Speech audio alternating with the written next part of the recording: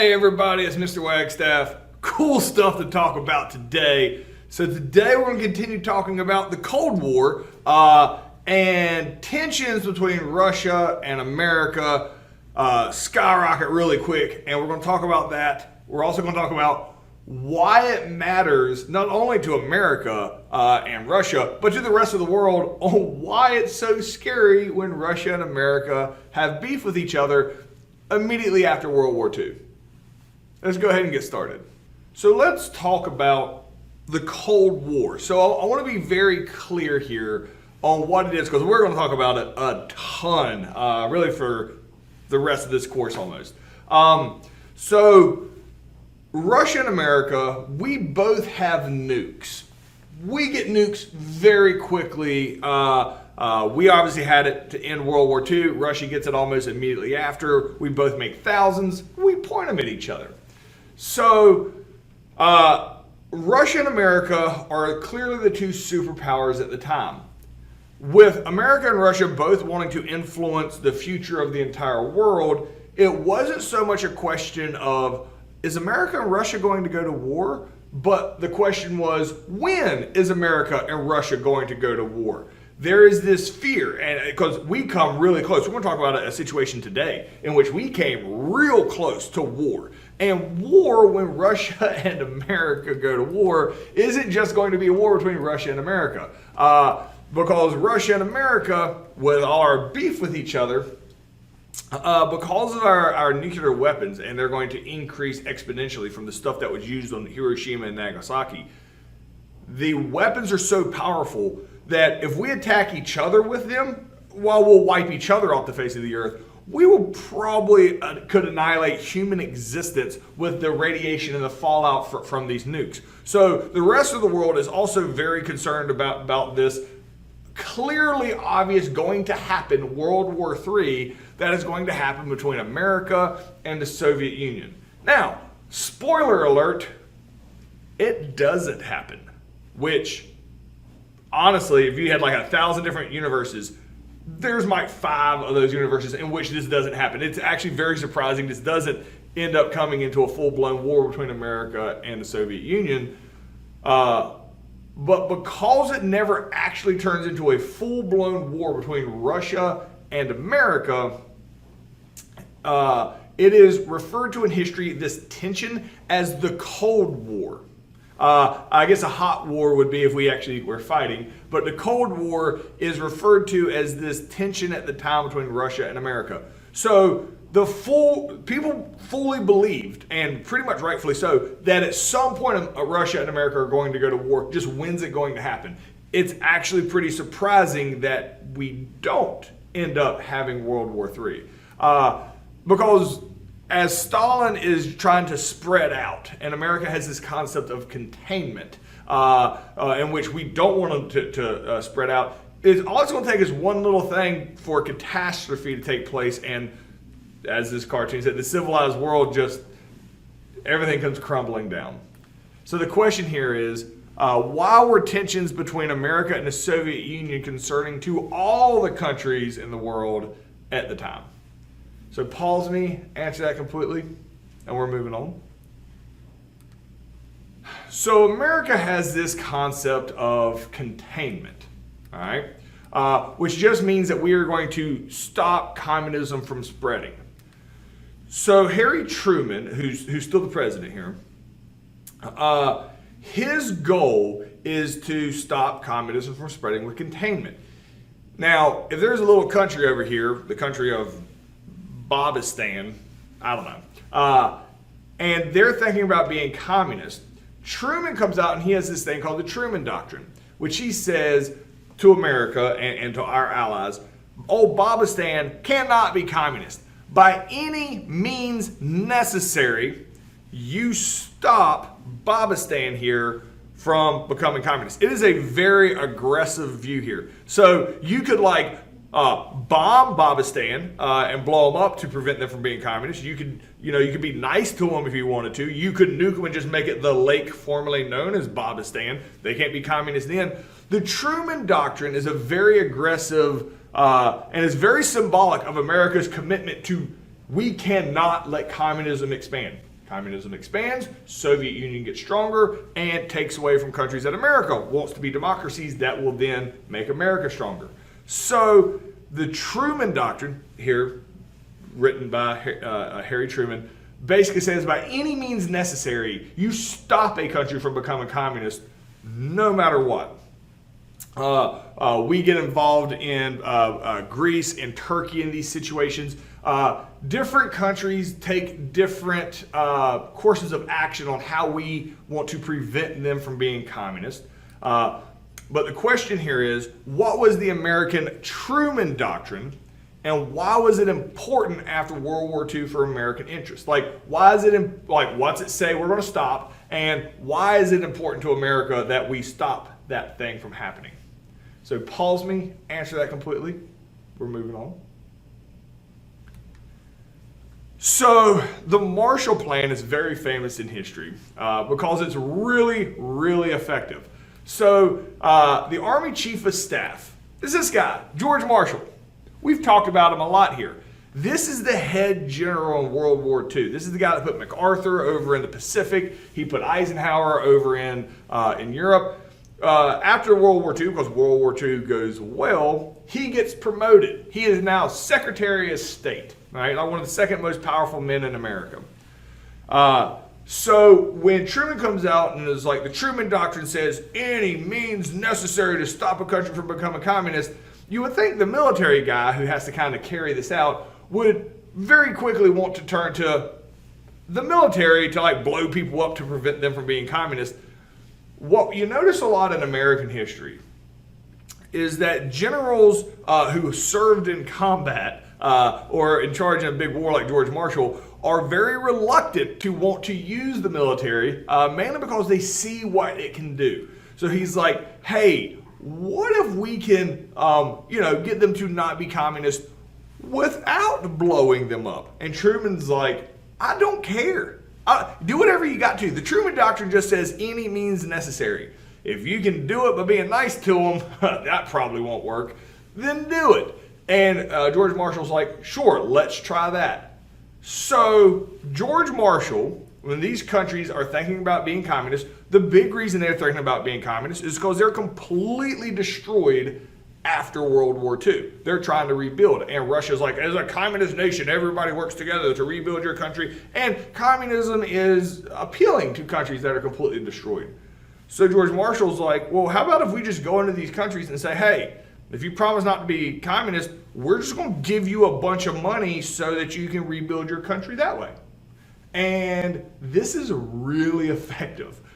The Marshall Plan is pretty much just giving countries money, supplies, anything they need in return for not being communist. And this works out really well. So the Marshall Plan is so effective, it's really the only part of the Truman Doctrine that we use. So the Truman Doctrine says you can do anything that you want to stop a country from being communist. All we ever really have to do is just give them money and they don't become communist. This is a little cartoon here about giving aid to other countries, like you're helping out your neighbor kind of thing. One of the most drastic changes, and I say drastic, this happened all over the place, it's just the picture's really good. So they're in Germany, all right, and we're getting ready to talk about East and West Germany here in a second. Germany, Hitler's gone, Nazis are out, it's a whole new government, a whole new situation in Germany. The people are still there though, and they're horrified by the things that they did during the war. The Holocaust has come to light at this point. The people in Germany are disgusted at the Nazi party for the Holocaust and everything that happened and at themselves. Germany, all right, we can kind of stop viewing them as bad guys here because they take full accountability of their actions during World War II. There is a city called Stuttgart.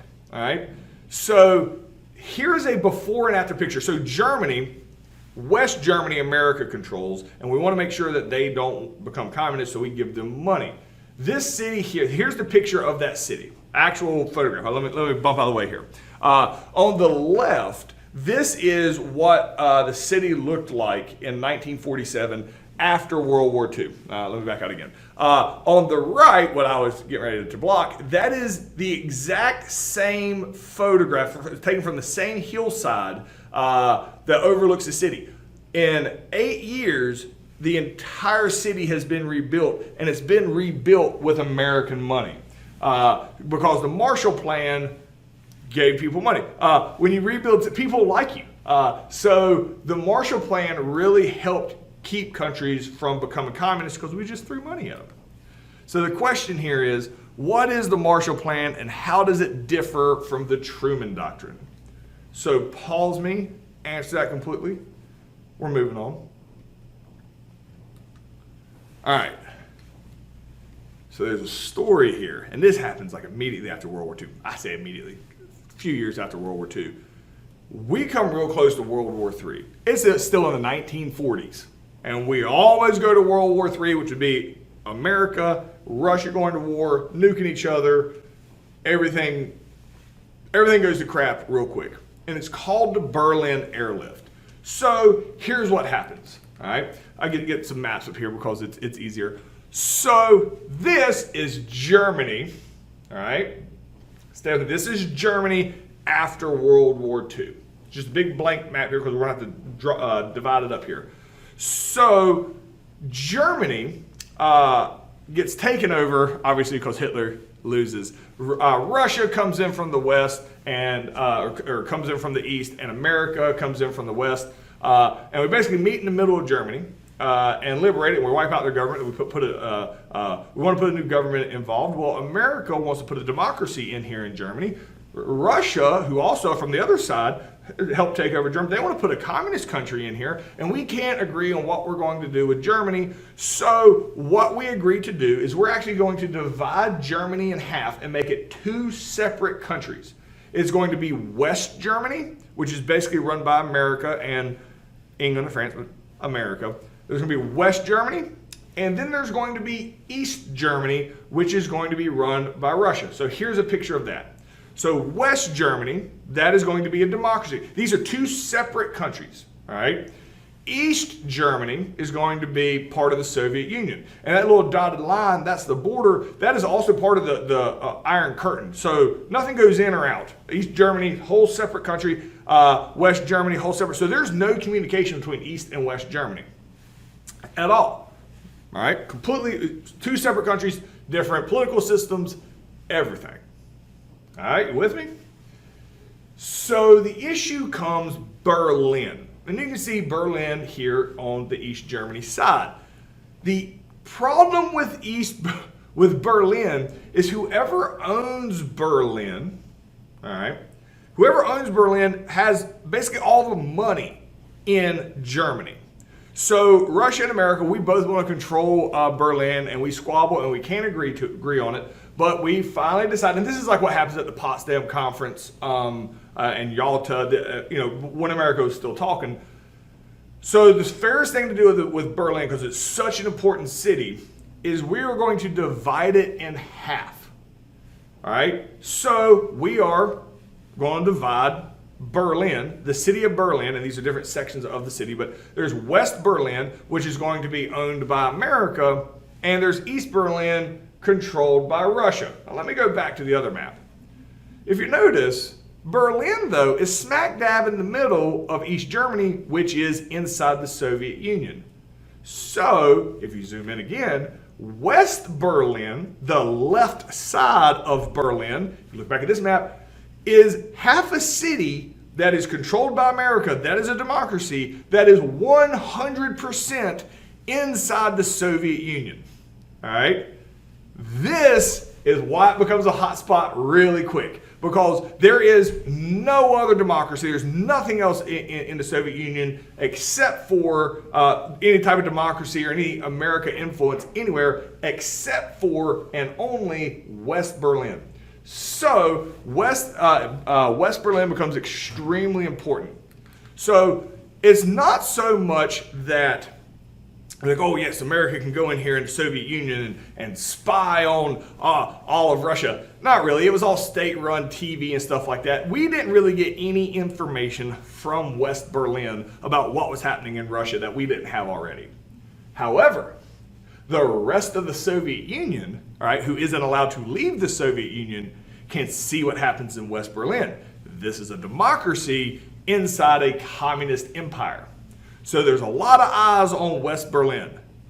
So America knows this. America pumps in a whole bunch of junk into West Berlin to make it look glorious. Like everybody gets a 70-inch flat screen TV and all the newest technology. Now, granted, this is the 1940s, so none of that actually exists. At the time, the show of just ridiculousness that we would give West Berlin would be food. Not just any food. We gave them like 3 times more food than they could eat. There was this massive, overwhelming amount of food. Russia has always had to be very careful with their food.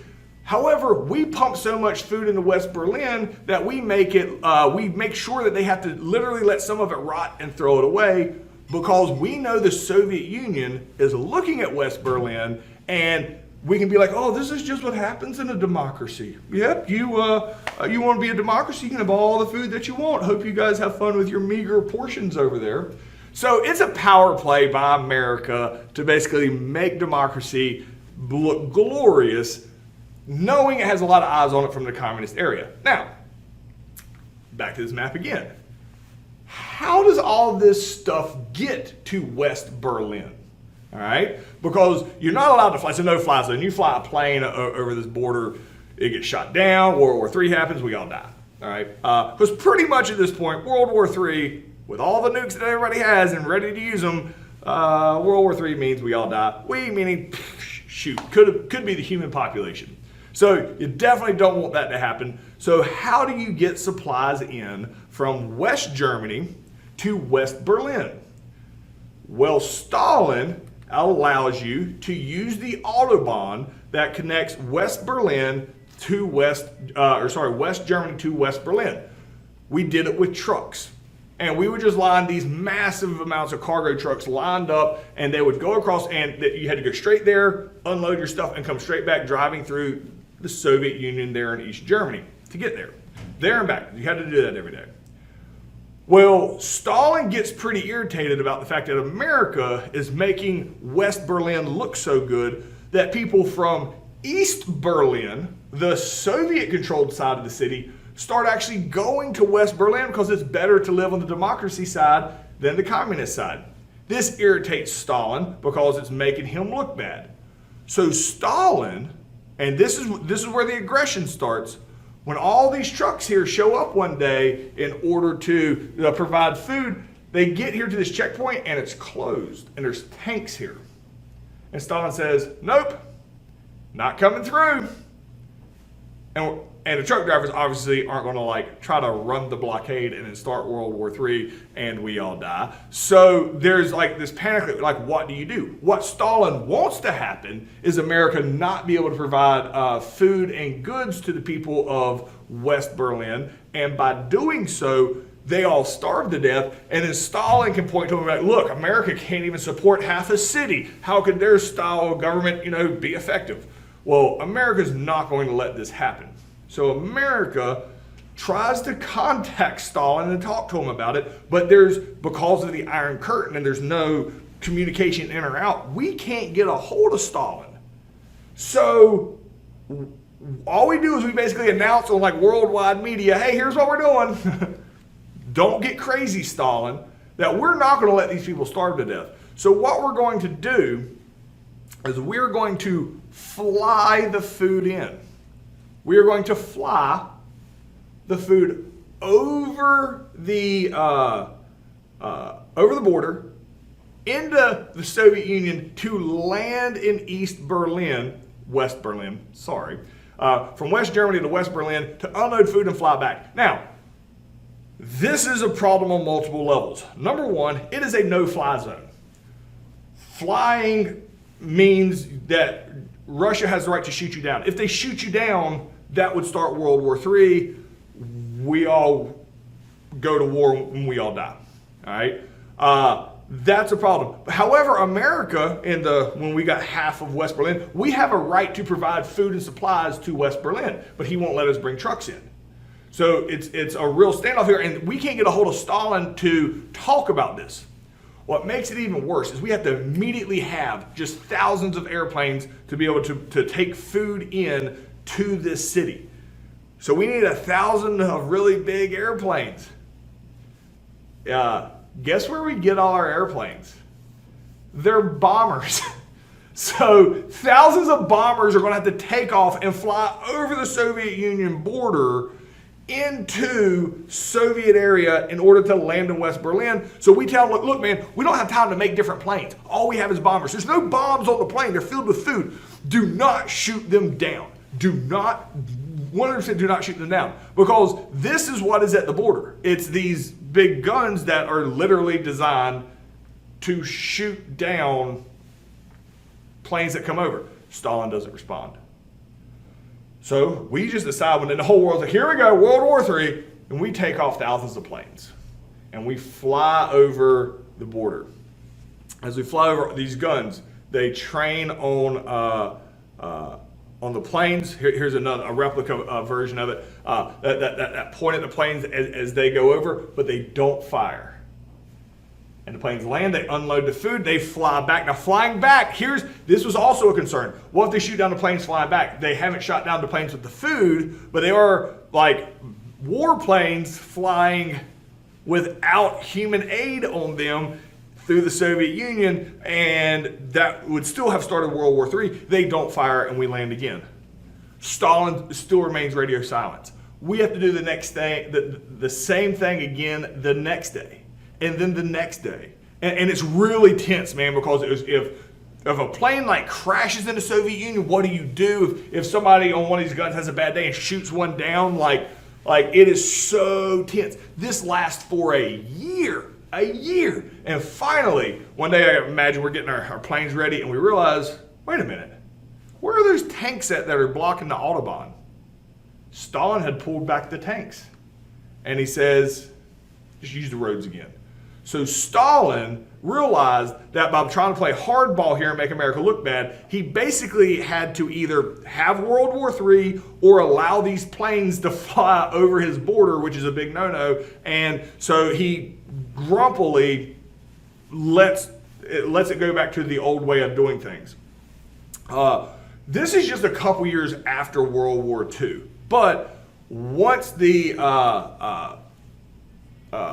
Autobahn opens back up, allowing trucks back into West Berlin, things relatively start going back to normal. But America realizes we got to do something different here moving forward, because that was terrifying. So this is a newspaper basically saying that the Berlin blockade has been lifted and they're not flying anymore, and people can kind of give a sigh of relief. But it was a very, very touchy time period. It's definitely not the last one. But the Berlin airlift was one of the very first tense standoffs between Russia and America after World War II. So the question is, what was the Berlin airlift and how did it raise tensions between America and the Soviet Union? So pause me, answer that completely. We're moving on. All right. So something gets created here called the North Atlantic Treaty Organization, called NATO. It's still around today. What we realized, all right, is that if we went to war with Russia, we ain't getting no help. The United Nations is completely worthless. The reason that is the only military wing of the United Nations deals with the UN Security Council, which has 5 countries that make those decisions. It has to be a unanimous decision to go to war. Well, America and Russia are both on that UN Security Council. Obviously, we're not going to vote to go to war against ourselves, so Russia and America will always vote opposite if we went to war. Therefore, the United Nations can't do anything. And we're like, this is a problem. So the United Nations is great if other countries go to war, but if America and Russia, the two superpowers, the one everybody's terrified of, if they go to war with each other, there's no help coming. So America has to create our own gang, and it's called the North Atlantic Treaty Organization.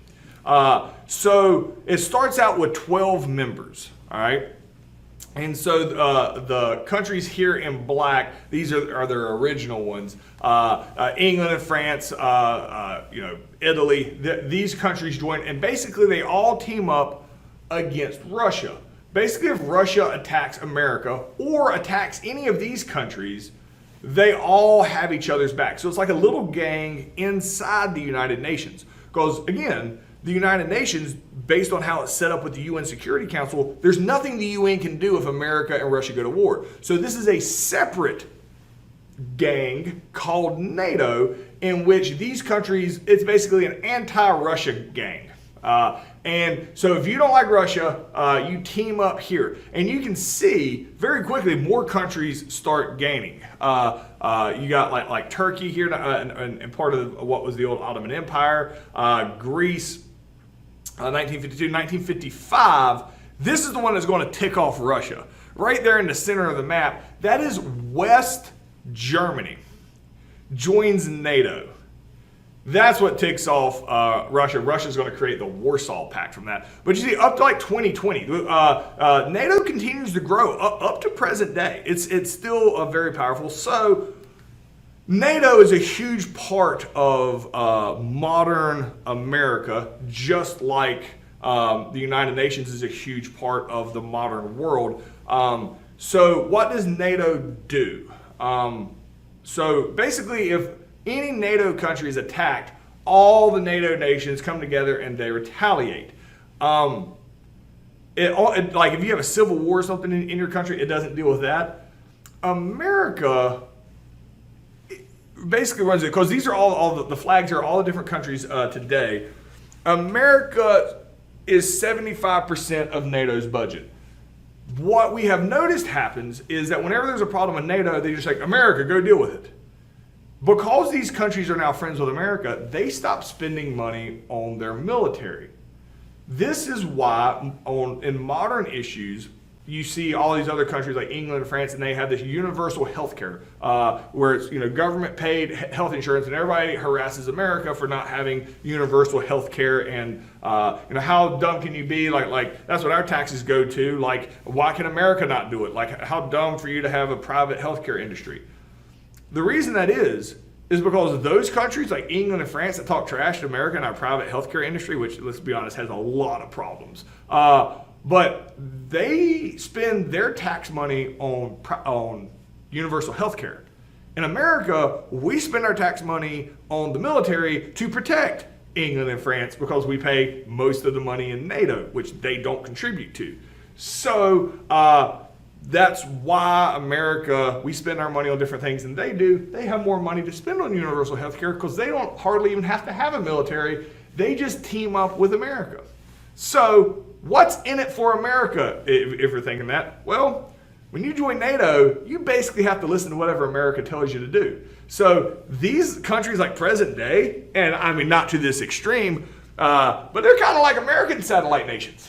Not to that extreme where we can't tell them what to do, but because they are reliant on us for military protection, we have a lot of control. But even today, NATO is still an anti-Russia organization, pretty much.